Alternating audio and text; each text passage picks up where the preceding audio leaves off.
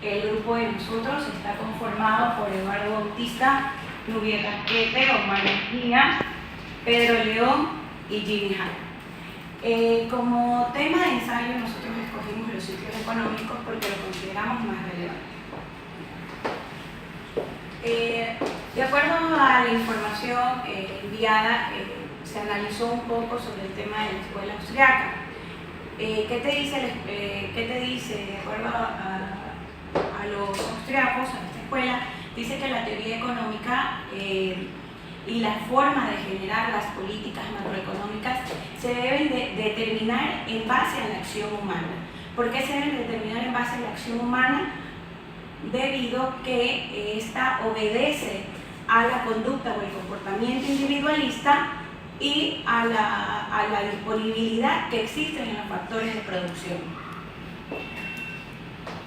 Y los de la escuela austriaca están interesados en esta conducta de la acción humana, tratar de incluirla y estudiarla dentro de los problemas económicos, pero se detienen un poco porque esto contrapone a lo que dice el individualismo metodológico.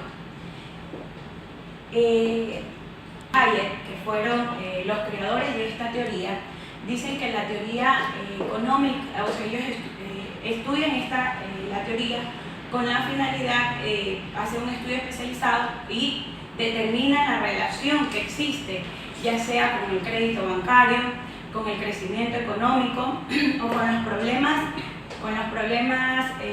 masivos que se dan con la inversión. Hayek indica que en los ciclos económicos existen dos causas. La primera, que es el incremento de la cantidad de dinero, y el crédito bancario. Estas alteran la estructura intertemporal de la producción, ya sea de bienes y consumo y de capital. Podemos hablar un poco de cómo se va dando el ciclo económico, ¿no? El ciclo económico se va dando por fluctuaciones de determinados periodos de acuerdo a la actividad económica de cada país. En los ciclos económicos nosotros tenemos el auge, la depresión, la recesión, la recuperación o la expansión, que podríamos decir que... Me van a disculpar.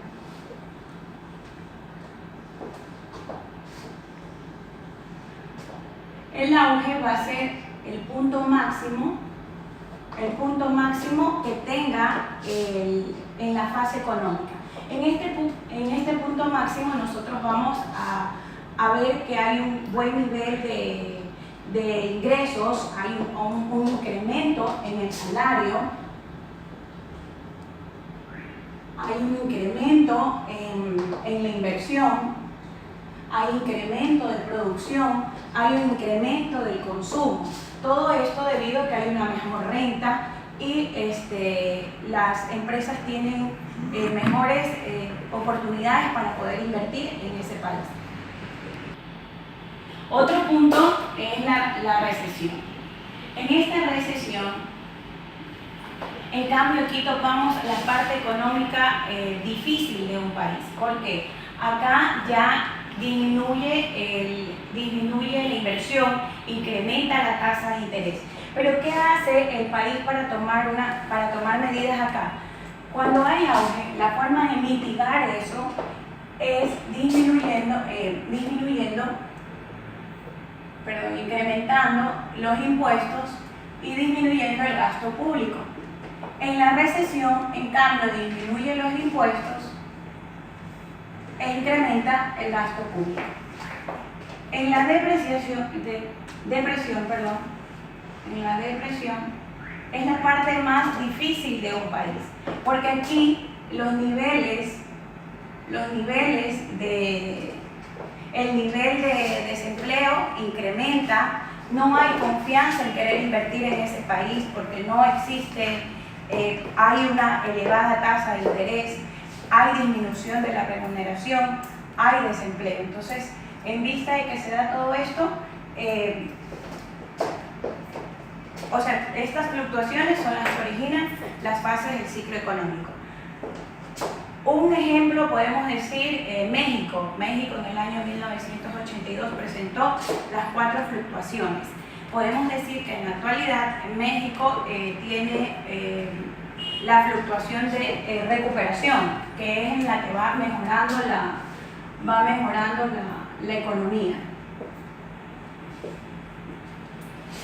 Con el estudio del ciclo económico podemos decir que no hay país que se quede libre sin verse inmerso en la fase del ciclo económico, porque todos los países tienen modificaciones en el ámbito económico. A continuación, mi compañera. Vamos a hablar sobre el tema de los ciclos económicos. Cuando hablamos de los ciclos económicos, estamos hablando de la depresión económica que forma parte de varios de los ciclos económicos en la economía.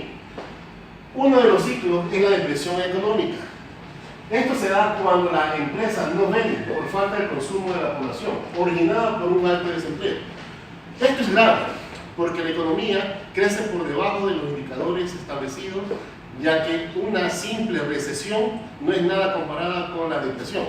Las empresas no venden, no producen, por ende,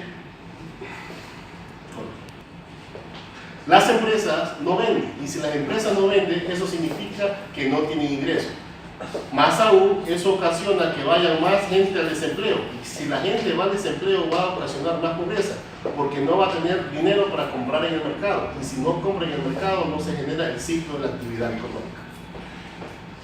Por otra parte, como trayectoria de la depresión dura varios años, durante ese tiempo los bienes de capital de diversas empresas terminan su vida productiva. Eso equivale a que si existe la depresión, estas empresas no podrán cambiar o invertir hasta no cambie la economía o ver un síntoma de mejoramiento en la economía. El proceso de formación del capital y la teoría del crecimiento económico. ¿Qué es el crecimiento económico? El crecimiento económico es el incremento en la cantidad de bienes y servicios producidos por una economía en un periodo de tiempo, es decir, un año. Esto es importante, ya que una economía debe crecer para que haya empleo, tenga riqueza, productividad y genere más trabajo. Principales fuentes de crecimiento económico. Tenemos recursos humanos, recursos naturales, cambios de tecnología e innovación. Cuando hablamos de recursos humanos debemos de tener personas calificadas, entrenadas para prepararnos en el proceso productivo. Cuando hablamos de cambio en la tecnología, todas las empresas deben hacer innovaciones para mejorar el proceso económico. Cada vez que se incorpora capital o bienes tecnológicos, mejoramos y aumentamos la producción. Cuando hablamos de formación de capital, esos son las tecnologías, las maquinarias que se incorporan a los bienes de capital en el aparato de producción.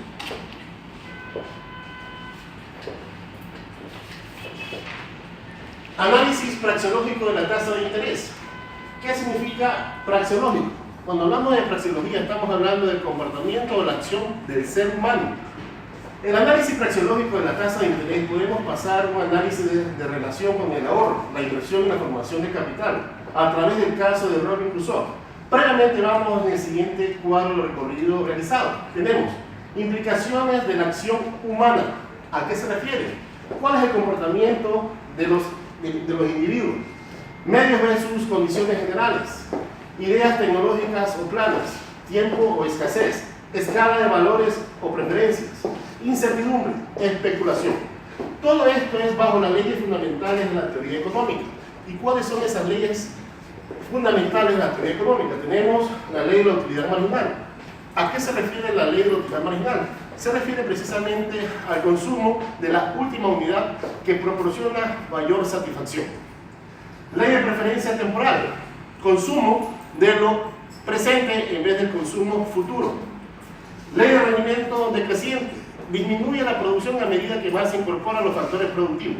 Eso genera mayores disminuciones de la producción. Continuando con la exposición, ahora vamos a ver el análisis robinsoniano, que como aquí podemos ver está hablando de la tasa de interés, el ahorro, de la inversión y la formación del capital, y de igual manera el proceso del marco social. Cuando nosotros estamos hablando de la tasa de interés, sabemos que está íntimamente relacionado con el ahorro, la inversión y la formación del capital. Cuando nosotros hablamos de la tasa de interés, como bien lo dice MICE, estamos hablando de la tasa de interés que se llama acá lo que tiene que ver con esta tasa que va realizándose en el tiempo. Cuando nosotros sabemos que los individuos en el tiempo pueden realizar este cálculo de la tasa de interés, que es el que se aplica en el mercado, nosotros vemos que esta tasa de interés, los individuos independientemente van a ir analizando lo que es esta tasa y que se va realizando en el mercado.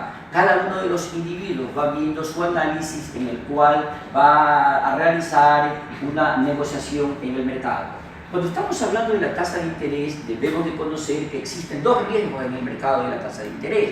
Lo que tiene que ver la tasa de interés por la inflación y la tasa de interés que tiene que ver propiamente por el mercado, que es esta prima. Cuando nosotros analizamos la tasa de interés, sin lugar a dudas, de la que tiene que ver con la prima de riesgo, esta es una prima de riesgo que obviamente está en el mercado y que cada vez que se realiza una negociación, una persona sabe que puede correr este riesgo en la negociación que realiza. Cuando estamos hablando del riesgo por inflación, esto se debe a la inflación o a la deflación, es decir, al aumento o a la disminución de los precios en el mercado. Y eso se debe tomar muy en cuenta en el momento de realizar este análisis. Vamos a continuar con aquí en lo que tiene que ver y lo que yo les indicaba, ¿no es cierto? La tasa de interés siempre debe de reflejar la preferencia temporal de los individuos. Como aquí ya hemos indicado, que es un factor subjetivo en el cual implica y que siempre vamos a encontrar eso en el mercado, que son los individuos de la preferencia. Cuando estamos hablando del ahorro, la inversión y la formación del capital en el social, nosotros sabemos de que esto siempre va a estar definido por el valor de los precios y los bienes de capital. Esto es importante que nosotros tengamos en claro. Vamos a poner acá un ejemplo. Imaginémonos que en la calle se encuentra una persona 4 botellas vacías. Si esta persona va caminando en la calle y encuentra estas 4 botellas vacías y las ignora, sigue caminando y viene una segunda persona y encuentra las mismas botellas que estaban allí, estas 4 botellas que estaban allí vacías, y esta persona recicla estas botellas. Entonces, en el momento en que estamos analizando que esta persona recicla esta botella, aquí estamos hablando de lo que son los bienes de capital cuando estamos hablando de ahorro, inversión y la formación del capital. ¿Y por qué razón? Porque en el momento en que recicla esta botella, sin lugar a dudas, estos van a servir para formar parte de un nuevo proceso productivo. Entonces, esto es importante para poder analizar. Aquí tenemos un gráfico en el cual tenemos con el eje del tiempo las etapas del proceso productivo y la pendiente de la tasa de rentabilidad implícita. Vemos aquí en el marco social, porque sin lugar a duda una de las contribuciones más importantes es justamente este triángulo, ¿no es cierto? Y que sin lugar a duda pues, es una estructura intertemporal de la producción que se va a presentar. Y el último tema que tenemos es la macroeconomía del crecimiento secular. Aquí también podemos ver, como ya se ha visto, lo del ciclo económico, ¿no es cierto? Tenemos aquí las fluctuaciones que son irregulares y que no hay 2 recesiones iguales. El ciclo económico, sin lugar a duda, pues, se refiere a los ascensos y a descensos recurrentes a nivel de actividad económica, las cuales se extienden por varios años. Vemos aquí en el gráfico la depresión y sin lugar a dudas pues, que hablamos aquí de la recesión y de la recuperación. Y cada vez que se eleva esto, vemos aquí los picos respectivos, ¿no? Cuando estamos hablando de la macroeconomía del crecimiento secular, sabemos que buena parte de estos estudios sobre el crecimiento agregado de la economía han tenido como trasfondo la preocupación de la continuidad y la profundización de las reformas llevadas a cabo en los años 90 o por la búsqueda de estrategias de crecimiento más anchas como base y que generen beneficios amplios que son utilizadas durante esta década. Muchas gracias. La formación bruta del capital. Para poder entender el contexto, veamos primero los conceptos. Desde el punto de vista de la filosofía, la formación bruta del capital proviene de la diferenciación de los materiales, de los inventarios, de todo lo que se produce para vender. Estamos hablando de las existencias. Desde el punto de vista técnico, se basa en los incrementos de los activos fijos de la empresa y la capacidad que tiene para producir en el futuro. La formación bruta del capital y sus componentes tienen una especial relevancia en la economía, por ende hay 3 motivos que resultan ser interesantes. Su importancia en la producción futura en cuanto a la inyección de inversión en el aparato productivo, efectos en la producción y demanda de bienes y servicios en cuanto a su proyección entendiéndose proyectos futuros, y la mejora del capital humano en la productividad de la economía, talento humano que pueda manejar esas maquinarias, esos bienes de capital.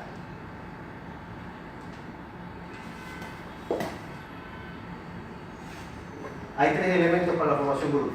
La variación bruta de los activos fijos de la economía, lo que hablaba de la diferenciación entre los activos fijos y lo que pueden producir ellos en el futuro. La variación de existencias, la diferencia entre el valor de las entradas y las salidas y la existencia, a lo largo del periodo, hablando de la materia prima, hablando del proceso de esa materia prima, y entendiendo ya como un producto terminado. Y por último, las adquisiciones menos cesiones de objetos valiosos, hablando también de esos productos, bienes y servicios que no necesariamente son apetecidos en la economía, pero ya están presentes en ella. Cabe recalcar que el comportamiento es progresivo de este tipo de adquisiciones en cuanto a los ciclos económicos se refiere.